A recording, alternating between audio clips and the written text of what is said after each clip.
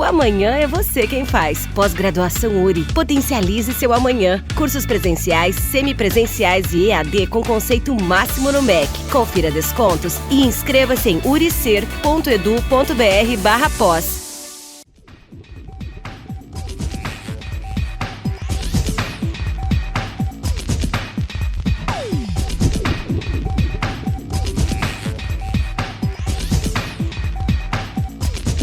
Bem-vindos novamente aqui ao nosso espaço do Expressão Universitária. É um prazer estar trazendo mais um tema de relevância aí para que vocês possam se inteirar a respeito da situação atual que nós nos encontramos aqui a nível da região, que é a falta de chuvas. E para falar um pouco desta situação, nós convidamos o professor Vanderlei Secreti Dessian, que é o coordenador do Laboratório de Geoprocessamento da URI Erechim. Bem-vindo, professor, novamente aqui a esse espaço. Sei que o ano passado a gente já falou a respeito disso, mas vamos insistir, vamos retomar esta temática porque interessa a todos, e a todos mesmo, seja do interior, seja da cidade também. Professor, afinal de contas, quais são os motivos desta falta de chuva e que está causando grandes prejuízos, especialmente na lavoura? Bom dia, Ademar, bom dia a todos. Em função até de toda essa problemática que ela vem assolando tanto a região norte do Rio Grande do Sul, quanto o Rio Grande do Sul, Santa Catarina e Paraná como um todo, a gente vai ter que colocar a culpa em alguém, né? Não tem como ser diferente. E, na verdade, o culpado que nós vamos intitular se chama o Laninha. Então, em termos de condições climáticas e de circulação dos ventos, para a América do Sul, especificamente para a ponta sul da América do Sul, do qual envolve principalmente a região sul do Brasil, a gente tem dois eventos que eles acabam controlando a situação de chuvas para nós. O El Niño, que ele significa o aquecimento das águas do Pacífico, tá? Em que ele, como tu tem aquecimento, tudo que aquece gera mais vapor. Se gera mais vapor, ele gera mais força para os ventos circularem e ele carrega a umidade junto. E se carrega a umidade, automaticamente a gente tem períodos de mais chuva. E ao contrário disso, nós temos o resfriamento das águas do Pacífico, que a gente chama de efeito Laninha. O El Niño é o menino Jesus. Sim. É muito atribuído à questão de uma fertilidade maior das águas, o aumento de peixes nas águas. Então, os habitantes eles denominaram de El Niño e Laninha. Para nós, o efeito mais negativo é o Laninha, que é quando a gente tem um efeito de estiagem seca. Tá? E se nós fizermos um paralelo do porquê, é porque o Laninha é quando nós temos as águas do Pacífico mais frias. Eles chamam de resfriamento das águas do Pacífico. Mais frio, menos umidade, os ventos circulam com menos umidade e, consequentemente, nós temos os efeitos de seca, tá? E estiagem. Então, primeiro, quando a gente tira encontra essa problematização do porquê da chuva ou mesmo das estiagens, a gente vai ter que trabalhar com o tempo. Então, o efeito do El Niño, ele tem uma durabilidade de 3, 4, 5 anos, e o Laninha de 3 a 4 anos. Por isso que a gente, o ano passado, conversou sobre Laninha, sobre estiagem.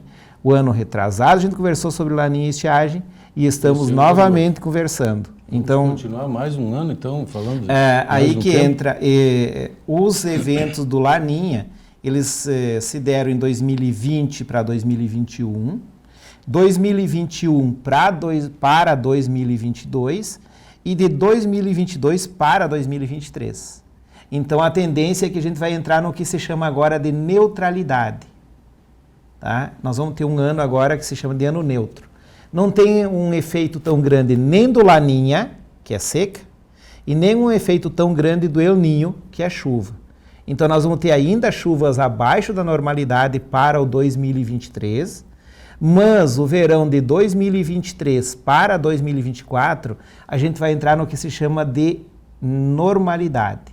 Então nós vamos começar a ter as chuvas regulares dentro do que historicamente acontece de chuvas e assim por diante. Então nós teremos um ano bom, em termos de, vamos chamar de ano bom, em termos de produtividade, principalmente na área da agricultura e principalmente para nós urbanos, que nós estamos passando em períodos, se nós pegarmos o Rio Grande do Sul como um todo, nós temos praticamente metade dos municípios do estado em situações de calamidade devido à questão da estiagem. Isso é muito grave. Né? E aí vem a segunda questão, essa que a gente pode pensar por que esse ano a gente sentiu um pouco mais estiagem? Porque nós já é o terceiro ano. Tá? Então, mesmo que chova no inverno e que nós tenhamos uma quantidade de chuva no inverno, se nós temos 3 anos de verão seco, quando a gente chega no terceiro ano, é óbvio que nós temos muito menos umidade, os reservatórios têm menos água para disponibilizar, as nascentes vão ter menos água e, consequentemente, o ar está mais seco.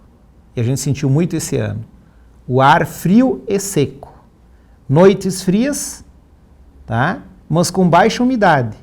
Como é que a gente sabe se tem baixa umidade? É muito simples. Tu levanta de manhã cedo e tu vai na tua grama e tu vê ela sequinha, sem nenhum tipo de sereno, significa que existe baixa umidade no solo e baixa umidade, inclusive, no ar. Então, isso é um efeito extremamente danoso, porque aí nós temos o que se chama de amplitude térmica. Frio à noite, com pouca umidade, quente durante o dia. Tá? Então, nós temos essa amplitude térmica muito grande. Tanto que teve dias ali no verão, nós tivemos em Santa Catarina, se eu não me engano a data exata, mas foi ali nos 20 e poucos de dezembro, 15 de dezembro, nós tivemos geada. Gente, em dezembro. E notificada, isso não foi, não é... Isso não. Não é história de pescador, mas nós tivemos geada em dezembro devido à questão da amplitude térmica. Há informações, professor, de que provavelmente ainda nesse mês de fevereiro teremos um pouco mais de chuva. Procede? Procede, mesmo que abaixo da normalidade. Isso. O fevereiro ainda ele vai ser bem abaixo da normalidade, que a gente chama, ou abaixo do que é um histórico de chuvas, mas do fevereiro para o março a gente vai ter, segundo a gente acaba dando uma analisada nos dados de vários sites, até para vir aqui com informações novas e tudo, e a Metsul, por exemplo, ela coloca que ainda o janeiro vai ser abaixo da normalidade, mas que nós estamos entrando na neutralidade e que vai começar a ter uma regularidade de chuvas, principalmente na questão de outono e inverno. Fevereiro ainda vai ser de baixa. Mas o baixa significa o que a gente viu. E nós vamos entrar no outro, porém depois nessa questão, mais do que janeiro. Tá. O janeiro nosso foi um janeiro extremamente seco. O senhor fala em normalidade. O que é normal? Que quantidade de chuvas? Quantos milímetros mês seria o ideal? Nós pegamos, por exemplo, a região norte do Rio Grande do Sul, que pega o Alto Uruguai Gaúcho, nosso aqui, a média é entre 1.800 a 2.000 milímetros ano. Tá? Ano. Então, tu divide isso em termos de meses, isso vai te dar em torno de 140, 150 milímetros mês. Não quer dizer que vai ser... Todo mês vai ter aquele tanto. Mas para nós aqui, normalmente fica em torno de 100 milímetros. O ideal seria 100 milímetros mês, tá? Para ter uma regularidade. Se nós formos para a região noroeste, que é a região dos Campos de Cima da Serra, chega a 2.400, 2.500 milímetros. Mas qual é o motivo de chover muito mais em algumas regiões do estado? Proximidade do mar, proximidade de áreas úmidas, principalmente o mar acaba... nos disponibilizando umidade para chuvas e assim por diante. E por que a região oeste e o nosso Pampa, a nossa campanha sofre muito com a estiagem? São vários fenômenos. Primeiro, está mais longe do mar, menos umidade. Tá? E outro fator importante são solos arenosos, solos que perdem muita umidade. Ao contrário da nossa região, que é um latossolo que ele tem uma vegetação arbórea muito maior, árvores, e as árvores elas aumentam a quantidade de água no solo. Por isso que as nossas águas, nossa barragem, vamos citar como exemplo, ela resiste mais, por exemplo, do que a barragem de Bagé, que é o grande... É o termômetro da seca no estado de Quais são os primeiros municípios que entram em estado de calamidade? Bagé, Santo Livramento. Muitas vezes tu pega municípios pequenos da região ali da Campanha. Então, são municípios que eles, historicamente, a próprio reservatório barragem, ele mantém menos tempo a água. Como evapora mais, são solos arenosos e assim por diante. E a gente entrou numa questão muito importante. A nossa região Alto Uruguai aqui, além de ter uma quantidade de chuva maior que a região de fronteira, e, consequentemente, tem mais água para ser armazenada e tudo, o nosso grande problema na nossa região é armazenamento. E, principalmente, relacionado a abastecimento público. Os nossos reservatórios para abastecimento público, eles são extremamente deficitários. Então, a gente tem que estar puxando a água de um rio, no caso nosso do Cravo, continuamente, tá? Com grande gasto energético. Que não é um rio de grande porte. Não é um rio de grande porte. E a gente tem que estar continuamente puxando a água dele, justamente porque a capacidade dos nossos reservatórios, no caso aqui, está sob a concessão para a Corsan, é muito pequena. Nós temos que ter reservatórios que eles tenham longevidade de 6, 8 meses. Ou seja, mesmo que tu tenha uma estiagem, tá? Que chove pouquinho durante a estiagem, que a gente tenha um reservatório com capacidade de reservação de água armazenada, para que a cidade suporte 4 meses. Entendeu? E isso significa economia. E aí entra numa questão assim, ó, hoje em dia, uma questão extremamente importante é entre o que a gente tira de água lá e o que realmente está disponibilizado para abastecimento público urbano, humano. Tá? Entre o que tu tira lá e o que chega na cidade e é contabilizado como consumo nas torneiras, nós temos uma perda de 42% em Erechim. Ou seja, tubulações rompidas, desperdício, basicamente tubulações rompidas, entre o que é captado e é contabilizado, porque tu tem que contabilizar quanto tira, e o que é contabilizado como saída nas torneiras, hidrantes, dependendo do que for, nós temos 42% de perda nesse processo. Aí entra a questão assim, ó, é óbvio que a gente tem um compromisso muito grande em cuidar deste recurso. Tá? Mas nós não podemos nos esquecer que cuidar significa não perder. Então, as concessões... tem que ser neste momento. Neste momento. Aí tu não pode irrigar, é óbvio que ações nesses momentos a gente tem que ser solidário com todo mundo, com todas as pessoas, com todas as situações. E o ser solidário significa eu não vou lavar mais meu carro, vou ter muito cuidado em como vou usar água, porque já está numa situação de estiagem, né? O reservatório está abaixo assim por diante. Agora, a gente precisa ter um olhar extremamente cuidadoso sobre essa perda dos 42%, que ocorre entre a retirada e a distribuição. Porque não adianta eu querer evitar de dar água para as minhas plantas ou para a minha grama que está morrendo, tá? E ao mesmo tempo eu ter que dizer assim, não, mas tudo bem, a concessionária perde 42% e vida que segue. Não é normal. Assim, não é normal. Não é normal. Mas, enfim, é uma briga polêmica que eu tenho muito grande já com as concessionárias de serviço de abastecimento público, porque tem como diminuir essas taxas de perda. São alegados vários fatores, até a questão de derivação de água e coisas assim. Eu acho que tem como. Mas é uma questão importante, a gente tem que pensar nessas questões. Então a gente entra em várias situações. Uma, do porquê que ocorre a estiagem seca, né? Que a gente sabe que de tempos em tempos ela vai aparecer, e tanto as pessoas, quanto as concessionárias de serviços de abastecimento público, quanto as prefeituras, quanto várias situações, a gente precisa entender que de tempos em tempos a gente vai passar por esse momento. E de tempos em tempos, se a gente está passando de forma contínua, a gente tem que encontrar soluções que elas sejam mais duradouras. Uma delas, para abastecimento público, significa reservação. Reservar, ou seja, aumentar a capacidade de reservatório, ou mesmo alternativas secundárias. Seria a solução, talvez? Há um tempo atrás... Em outro local? Há um tempo atrás, você deve se lembrar, a gente fez um programa com com um programa aqui com o Edgar Radeski, que ele é da AGER. E na época a gente tentou incluir, discutiu muito, a inclusão de um reservatório de grande porte no Cravo. Lá no Cravo... Lá onde vem a água hoje, de onde sai a água de hoje.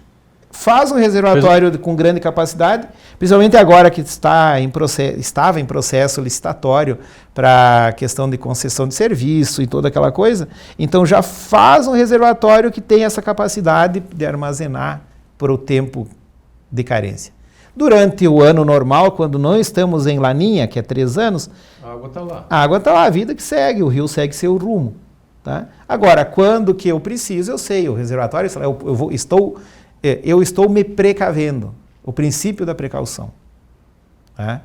Então, espera-se que as concessionárias elas enxerguem esse processo, que elas entendam esse processo. Porque nós estamos num período que, se nós tivermos uma baixa pluviosidade no próximo mês, vai chegar um momento ali que, o ano passado, e eu lembro bem que a gente discutiu isso também, o ano passado tinha empresas que estavam indo buscar água para conseguir manter as suas atividades no Rio Uruguai,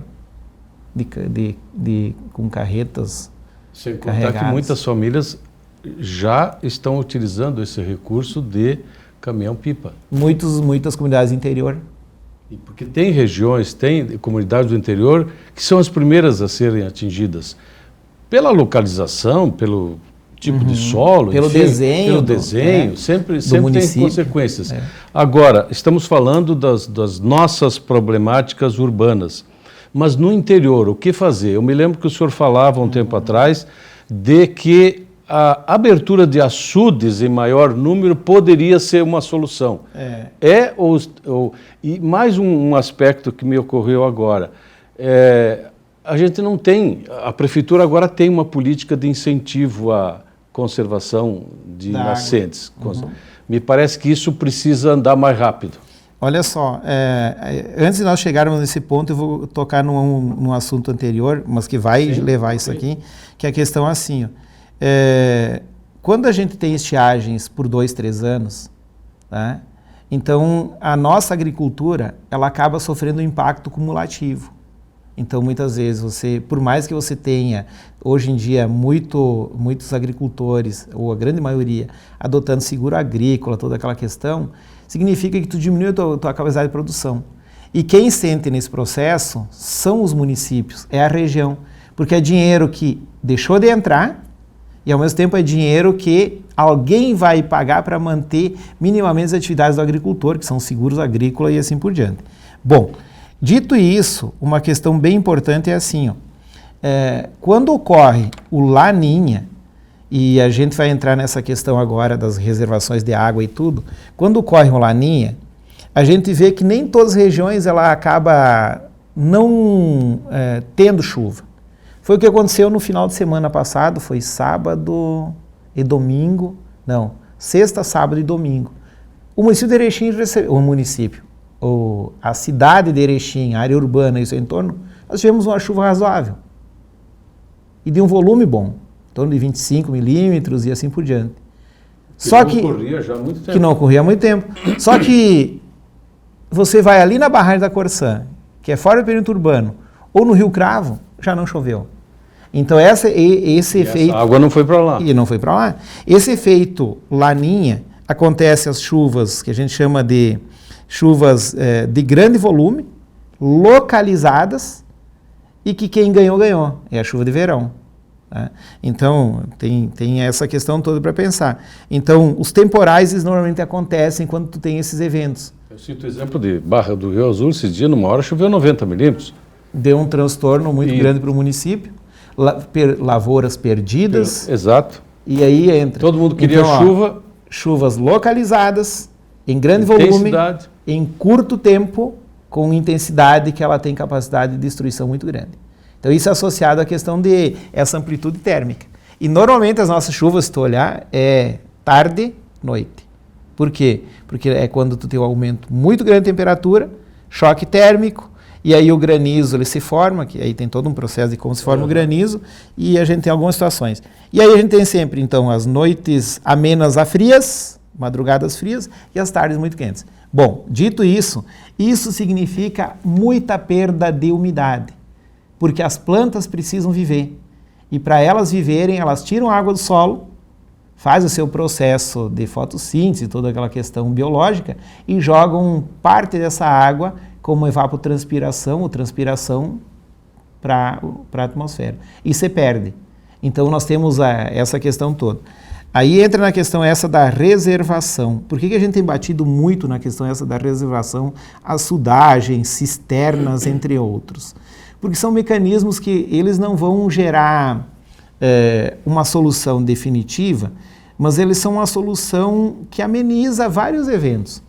Por exemplo, se tu tem uma cisterna em casa, muitas vezes em épocas de estiagem, tu pode aproveitar aquela água que tu armazenou para ocupar depois. Uma cisterna dura 2, 3 dias, tá? Então teria que chover regularmente para manter a cisterna sempre cheia. Então são situações paliativas, mas que são boas, tá? São boas porque a gente deixa de... Aquela água que tu armazenou e tu ocupou, tu manteve ela e ela não escoou para ir para o Rio Uruguai. Ela não foi embora, tá? Tu manteve ela no teu sistema. Outra questão é a açudagem. Tem se batido muito nessa questão de açudagem. Então, essa questão de açudagem é muito importante porque ela mantém água. Para o agricultor fazer irrigação em pequenas áreas, sim. Para hortas, pomares e coisas assim, sim. Agora, grandes áreas, talvez não, mas já resolveria em parte a situação. Então, essas são medidas que elas são muito paliativas. Agora, você pode ter açudagem também para irrigação, dependendo do tamanho do teu açude e assim por diante. E nós, na região do Alto Uruguai Gaúcho, nós temos menos de 0,5% de área de reservação de água. Já a fronteira, que ela historicamente enfrenta estiagem, nós temos açudes lá com 100 hectares para a produção de arroz, entre outros. Então, o que a gente tem muito na região Alto Uruguai ainda é a deficiência de açudagem. E isso passa por incentivo e políticas públicas. Aí não tem como ser diferente. Tu tem que incentivar o cara, primeiro, a tirar uma parte do potreiro, uma parte da lavoura, para fazer um açude. Tá? Então, tu tem que ter um incentivo para isso. E uma boa estratégia que a gente viu aqui, a gente comentou e em termos práticos, para nós ter muito mais poder de enfrentamento, é a questão da gente ter um bom manejo de solo. Tá? Um bom manejo de solo, ele acaba passando pelo plantio direto, principalmente. Quanto mais matéria orgânica, mais umidade, mais água entra no solo, mais tempo ela permanece nesse solo. Essa é uma das estratégias extremamente importantes. Outra que Erechim ela está sendo pioneira é a questão essa da manutenção de nascentes, a manutenção de vegetação no entorno dos seus rios, porque além de proteger o rio como um todo, servir a gente chama de ciliar justamente porque protege. Um cílio ele te protege. Além disso, ele faz com que se tenha uma quantidade muito maior de água entrando no sistema. A gente precisa que a água esteja no solo. Quanto mais o solo armazenar água, mais capacidade ela tem de fornecer essa água em dias de estiagem, em períodos de estiagem. E aí a gente fala muito de floresta. A agricultura é o mesmo processo. Hoje em dia a agricultura, plantio direto, ela tem uma capacidade muito grande de reservação de água. Mas ela tem que ser feito o plantio direto de forma correta, o manejo adequado do solo. Também é outra estratégia. Tá? Muitas vezes não vai gerar um enfrentamento para uma seca ou para uma estiagem do porte que a gente teve nos últimos 2, 3 anos. Mas ela vai possibilitar que eu tenha uma produtividade boa. Tá? Então, mesmo com menos quantidade de chuva, eu tenho a possibilidade dessa água permanecer mais tempo. Os 90 milímetros de Barra do Rio Azul, provavelmente no solo ficou 10 milímetros. Os outros 80 foi tudo para o Rio Paloma, o Rio Paloma que tem ali, e está todo ele, Rio Uruguai, provavelmente hoje está na Bacia do Prata. Inclusive levando nossos sedimentos junto. Porque essa carga grande em pouco período de tempo não deu tempo de armazenar essa água, não deu tempo de infiltrar ela. A não ser que no meio do caminho tivesse uma grande barragem ou algo uma barragem, né? Ou que o solo estivesse totalmente organizado com matéria orgânica para poder receber aquela umidade e infiltrar. A gente chama de tempo de reservação, tá?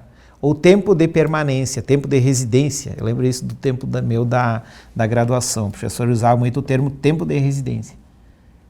Tu é residente. Onde é que tu reside? Eu resido no solo eu tenho bastante água naquele solo, então eu resido por mais tempo, tá? E isso é capacidade de reservação. A reservação ela se faz tanto com a açudagem, bem como com você reservar essa água no teu solo, manter ela no teu sistema. Tu mantém ela naquele lugar para que ela esteja disponível, tanto para as plantas, quanto para os teus bichos e assim por diante. Bem, terminou nosso tempo, professor Vanderlei, mas teremos mais espaço adiante para esclarecer melhor essa situação. Esperamos que esse quadro também não se estenda por mais um tempo aí. Agradeço então a sua participação aí. Se o senhor tem alguma consideração final, por favor. A consideração que eu gostaria muito é eu volto a frisar aquela questão toda, precisamos cuidar, tá? Precisamos ter cuidado no nosso banho, na nossa escovação dos dentes, precisamos cuidar com o que fazemos com a nossa água na nossa casa, precisamos cuidar, tá? Mas precisamos que as concessionárias também cuidem, precisamos que nós tenhamos açudagem para poder aumentar a reservação, sistema de cisternas para termos água disponível nas nossas casas. Então são várias situações aí que precisamos. E precisamos que todos estejam unidos, engajados, para a gente encontrar soluções que amenizem esses efeitos que essas estiagens geram. Ok, agradeço novamente a sua participação aqui no nosso programa Expressão Universitária. A você aí em casa que semanalmente nos prestigia, o nosso carinho, o nosso abraço, até a semana que vem.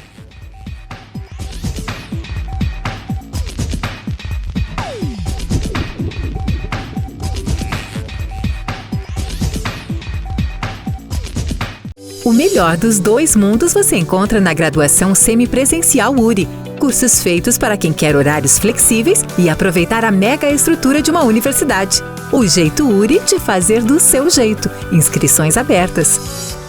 O que faz você escolher a escola para seu filho? O investimento? A localização? A estrutura? Não. A melhor escola para o seu filho é aquela que prepara ele para a vida. Escola de Educação Básica da URI Erechim. A melhor escola da região no Enem. A escola que acredita nos valores familiares. A escola que oferece atividades que te formam para a vida. Pois a vida é uma escola. Matrículas abertas.